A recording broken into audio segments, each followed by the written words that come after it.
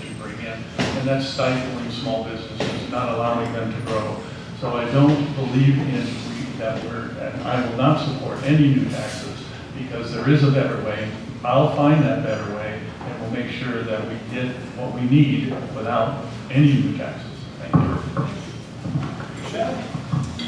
Well, I am opposed to a state income tax, especially since every proposal that has been put forward in the legislature, it simply adds on a state income tax. So a lot of the people who are for a state income tax are in the belief system that there will be major reforms that take place. And what I will tell you is that so far, every proposal that has been coming through, it is simply to add on a state income tax and to not reform anything. So overwhelmingly, the 26th legislative district is opposed to a state income tax.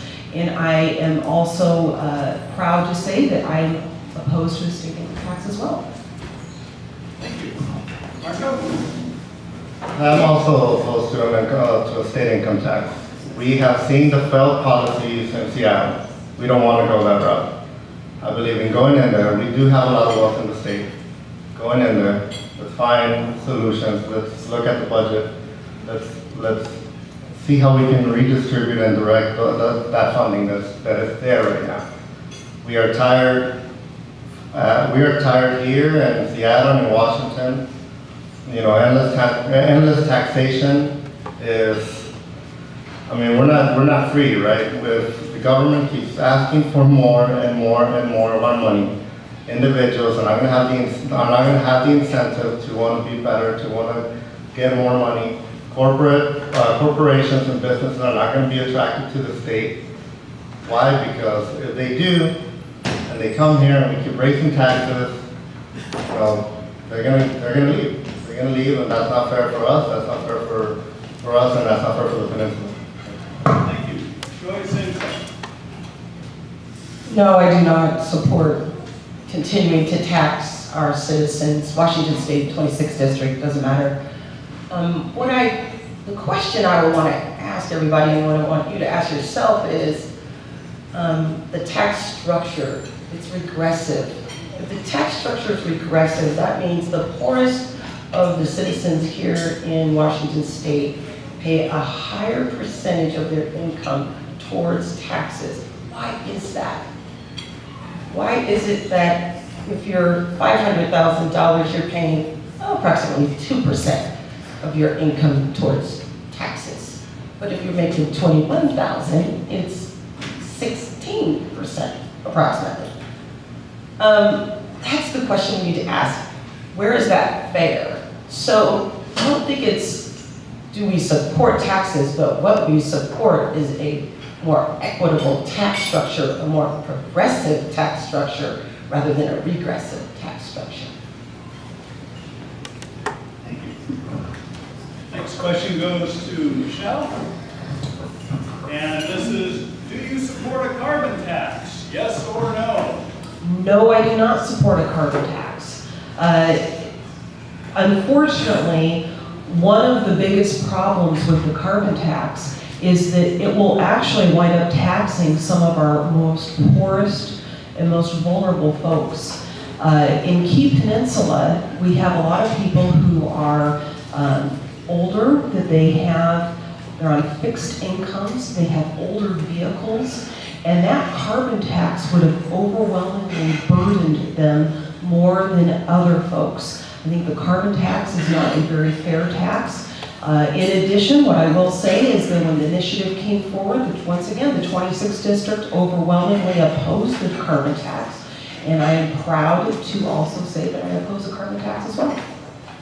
Thank you. Marco?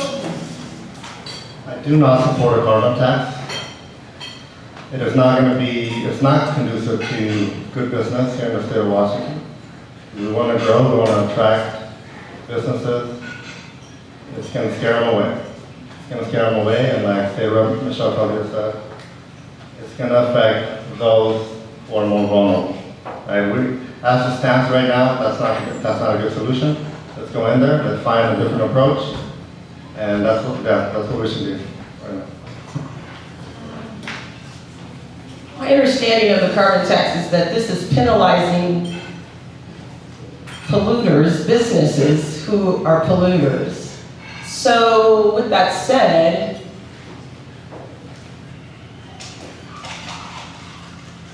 I like the goals and initiatives of it, but I worry, just like my opponents here, that consumers will shoulder that burden of that penalty by having higher prices for products and services. That's my concern.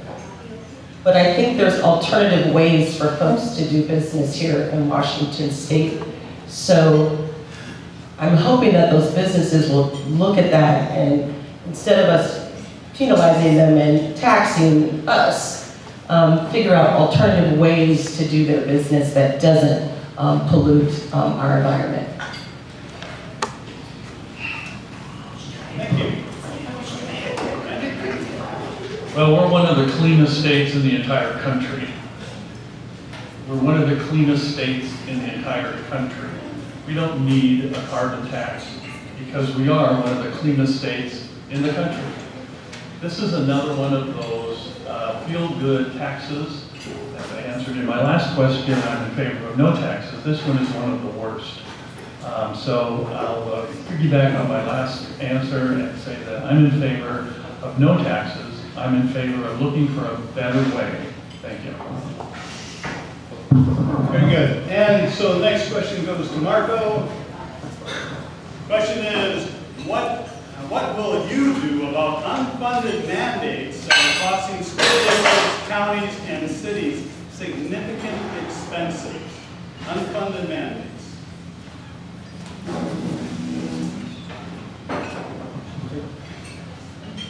I know, can you repeat the question? I know you said unfunded money, unfunded mandates. I'm sorry. It's what will you do about unfunded mandates that are costing school districts, counties, and cities significant expenses? Well, like Randy Boss was saying, we have money right now in the state. We should look at different approaches, unfunded mandates that are, I don't know, it's just, it's kind of irritating for me because right now we can't find solutions, right? Because we cannot collaborate with each other. We have a lot of money, we have to work with others in finding different approaches of budgeting and funding, different programs and different departments. And so I'm just opposed in general and trying to find new ways of where we could get new money when we do have a lot of money right now in the state. So that's where I stand, that's what I agree. Thank you. Joe? One way we can do it is making sure that our tax dollars are being used wisely, and we are going for our most urgent needs first, specifically schools and unfunded mandates is going to be one of those issues where we can look to that. Also think that, again, I'm going to go back to the last question when we talked about the taxes. If we're restructuring that tax structure, we'd have a little bit more money in the pot for those unfunded mandates.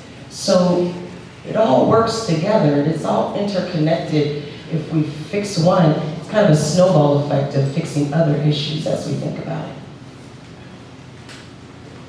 Thank you. Randy? You're probably going to be surprised by my answer, but I'm going to tell you that if I get to Olympia, I will not support unfunded mandates at any level of government. Not support unfunded mandates at any level of government. If the state believes that something is so important that it needs to be done, and the legislature passes a law that it needs to be completed, whatever that is, then the state legislature should fund it. We pay our taxes to Olympia, and Olympia should pay any unfunded mandates. The worst one that I know of is the lower class size. We'll get to education later. That was just a total ripple effect. Once you lower the number of kids in a classroom, what do you need? More classrooms. But there's no construction money from the state. So now we have to find construction dollars from the state to build new schools. That's the kind of trickle down that happens when the state says, go do this and you pay for it. If the state had to pay, they would have a better way. And I promise, I'll look for the better way. Thank you. So this happens all the time, where either an initiative is put forward, the federal government puts a huge omnibus bill forward, or well-intentioned legislators put forward a bill to make themselves feel good about themselves, and they say, hey, this is what we want, and then when it comes down to the appropriations piece, there's no funding for the state dollars to pay for it, so then they just say, oh, well, we'll just push it off onto the local governments. And a perfect example of that is the statewide initiative to lower the class size. I mean, that was something that people voted on. There was no funding in the legislature for it, but that was an initiative that was put forward. And another one is making sure that kids who are in foster care are able to stay in the schools that they're at. This was a federal piece that was put forward, and there was no funding for transportation dollars. This is a huge issue, and I have personally put amendments on to change things from a must to a shall, to make it so that things are optional instead of mandated. Thank you, Michelle. The next question goes to Joy. And this is a audience member, potentially one of your constituents, asked the question, how have you dealt with a difficult constituent/employee, and how will you transfer those skills into future relationships? Easy. I'm a people person, first of all. I wish my mom was still alive. I think she would just be cheering me on, because I can pretty much get along with anyone, even when I don't agree with them, because I'm willing to be open-minded, and I think what's the phrase, seek to understand first. What's your thinking and why? Let me tell you my thinking and why. Listening, being a part of the solution. You can complain and complain and complain, but if you're going to complain, bring 3 suggestions for a solution to any problem. And that's how I've always kind of gone about my life. That's how I've gone about my work. I'm a team player, so I bring all of those skills with me. I don't have time to tell a story. That Frank guy keeps putting up that sign. It's all peaceful. It's all peaceful. Andy? How I've always handled problem communications with others is, first and foremost, find something that you have in common with the other person. Oh, I see you're wearing a Seahawks hat.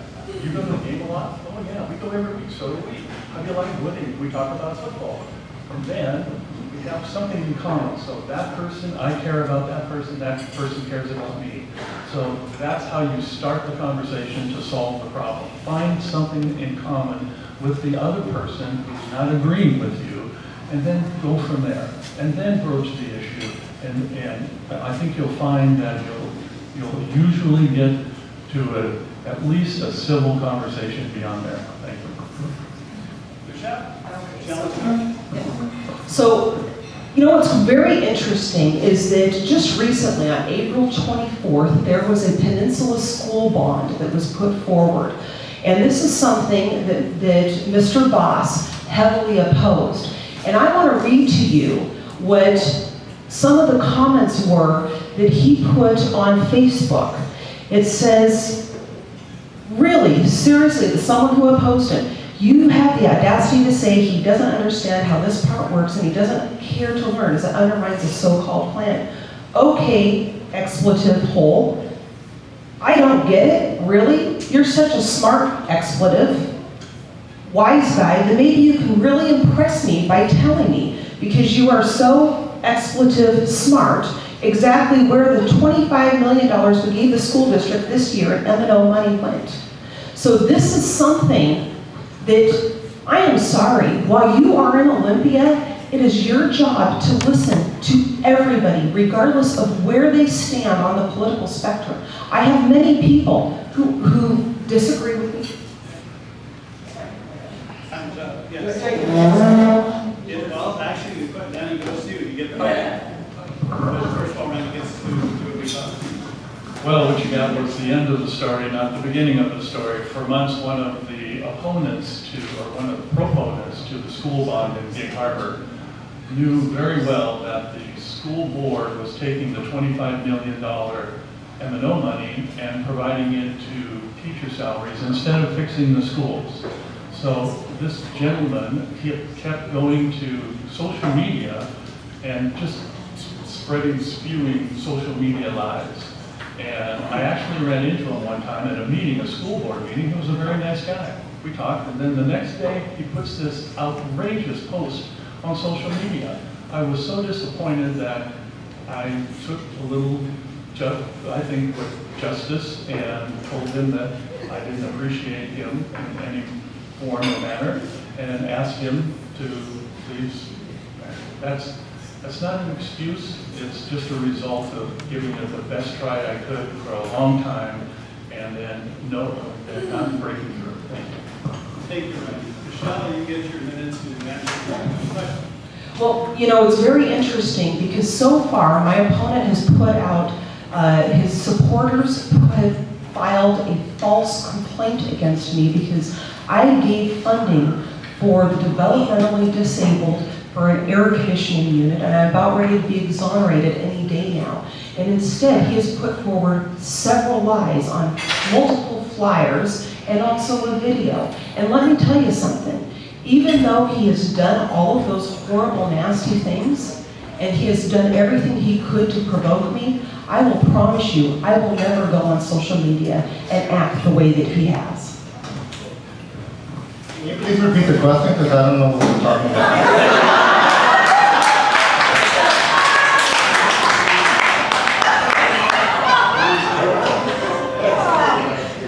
Actually, we're going to let Mark on and let you speak. I'm going to read the question back to you, and then we have a challenge to Michelle.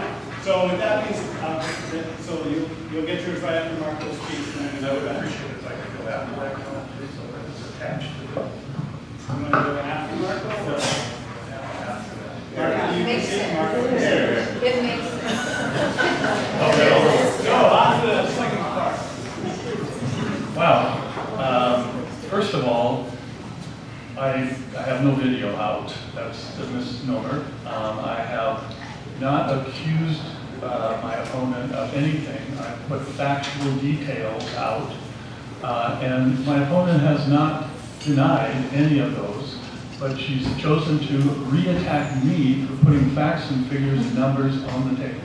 She's not denied any of the allegations that the Ethics Committee, the House Ethics Committee, is still holding an investigation on her, and it's important that the voters in the 26th district have the facts to vote from. So it was important that we get those information out, get that information out. And again, you have a chance here if you would like to deny any of that, number one, and you might want to comment on why you're hiding the fact that you didn't report any of this issues to the state. Thank you. Michelle, you have 1 minute. Okay, so the most recent flyer that came out says $80,855 was meant to go to children with disabilities, but Michelle secretly gave it to her fiance instead. What's interesting is that no funds to date have left the legislature. No money. So how on earth could I secretly give it to somebody if there is no dollars? That's number one. Number two, this is something that not only I worked with the governor, but also the House and the Senate, and we had almost overwhelmingly support because the ARC does a fantastic job of helping children and adults with disabilities. Now, the other thing that you might want to know is not only has he made lies about me, he's made lies about the Peninsula School Bond, but he's also made several lies about our beloved Peninsula School Superintendent. And he claimed that the bond was supposed to be padding his salary. And so guess what he did after the bond failed and after my opponent bullied our beloved superintendent? He left. He left. This is what he does. He has sued the Peninsula School Board. He has sued the Washington State Department of Transportation. This is who he is. And it's sad, and it needs to stop. Do you deny the allegation? Excuse me. Okay, Marco, that's your. Do you deny? Marco, let's move on. Do you deny the allegation? Randy, please. Let's move on. This is a civil conversation. This is civil. Watch out, Facebook. This is professional engagement. Chris. No, but honestly, can we get the I question? apologize to you, Marco, and I appreciate your patience. Thank you. What's the question?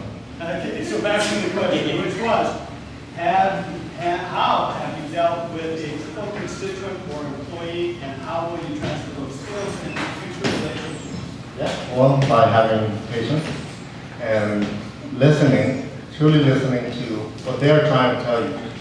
Because I've gotten this. I like to be out. I like to be out and about supporting my fellow businesses here. Go to bars where where I'm with my people here in Bremerton, my millennials, if you want to call it. We're out, we're having fun, and you have people that come over and say, "Oh, you're running," and they get very aggressive. They get in your face. They try to, "Oh, so what are you going to do about this and this and that?" Well, first, let's bring it down. Let's be civil.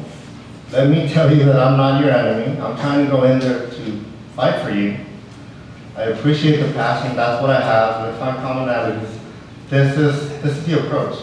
By listening, by truly having patience, listening to them, and then trying to find commonalities and trying to empower them as well. And say, you know what? We're going to do it together. This is how I operate. Thank you. Thank you. Okay, so now, last question, and then we'll move on to the summaries. Question goes to Randy, and the question has to do with how do you propose to fund mental health services from community services to Western and Eastern state hospitals? Last question. Wow, that's a difficult question. As you well know, the problem is overwhelming the source of funding. The state has looked at every possible avenue for additional funding. As you know, the Western State, the largest mental hospital in Washington State, just lost $25 million from the federal government because the governor would not put another $5 million, I think, into the budget to solve the problem. So we lose $20 million instead of saving Western State Hospital. It is a huge problem, and not because it's unfunded, but because the problem keeps growing. And mental health problem in the states are growing because of the opioid problem. So if you're looking for a magic bullet from me, there is really no answer except to address the opioid problem. That's a whole other issue. So I can answer that question later. Thank you. Thank you, Randy. Michelle? Well, actually, the biggest problem with Western states is not the amount of funding that was put in. In fact, just recently, the legislature dumped another $150 million. What it has to do with is how poorly managed that facility is. I read all the citations of the most recent thing for all 76 citations. And we are going to be losing $56 million from the feds in order for Western State Hospital. This is a huge problem. Right now, we are currently spending over $1,000 per person per day. And I believe that funding instead could be better utilized in smaller, more community settings instead of continuing on with Western State Hospital. I think that's one of the other bigger issues we need to look at is figuring out how we can reform things.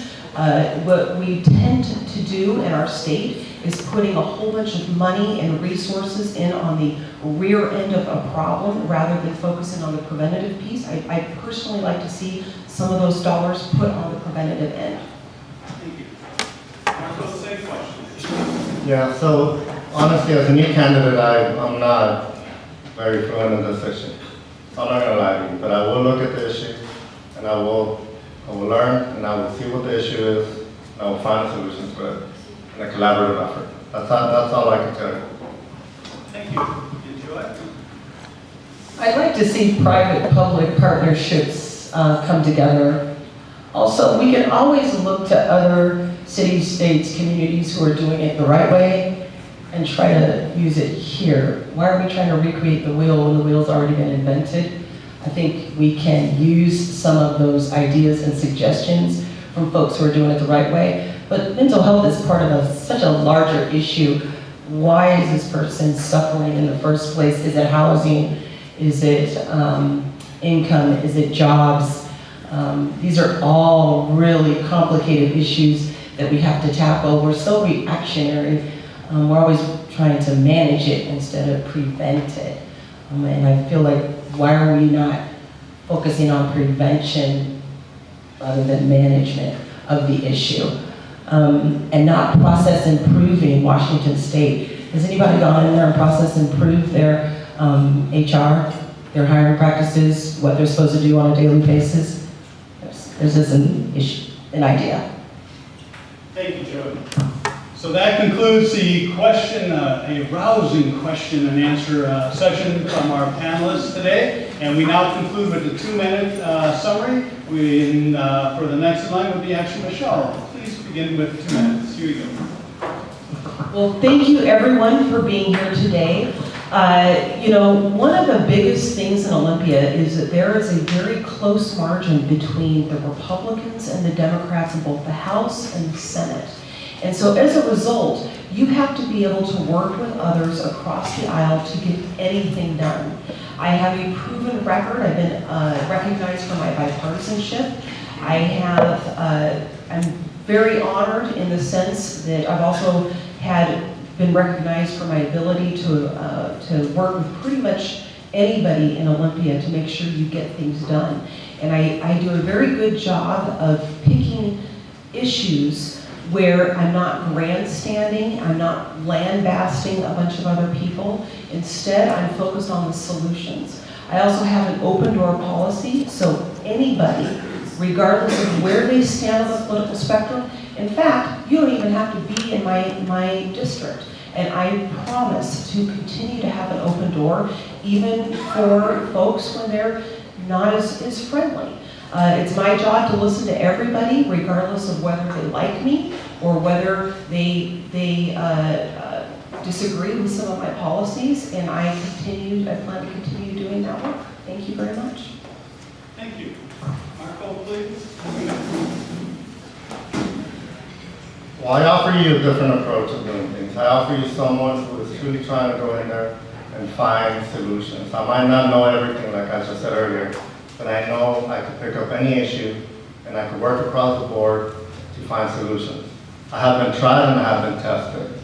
In the Navy that I just left, we're not black, we're not green, we're not yellow, we're not Catholic, whatever. We're sailors at the end of the day, and we work together to find solutions together, and we accomplish things together. And that's what I like to do, truly. I like to find commonalities. I don't give up. I'm very resilient, and I am a fighter.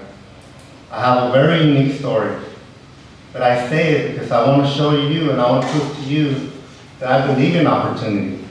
So when I go in there, I want to find equitable, sustainable opportunities across the board for every citizen in Washington, not only here in our district. So that is simple. I live here with you guys. It's a small community. That's why Michelle Caldeira and I are, civil.